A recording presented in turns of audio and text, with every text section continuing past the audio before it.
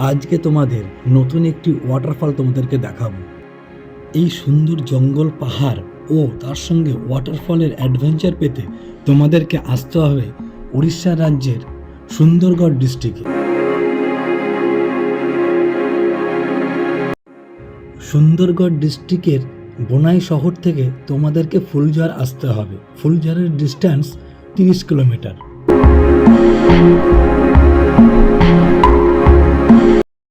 35 কিমি পথ অতিক্রম করে চলে এলাম ফুলঝড়ের মিরিগি লেউটনি ওয়াটারফল।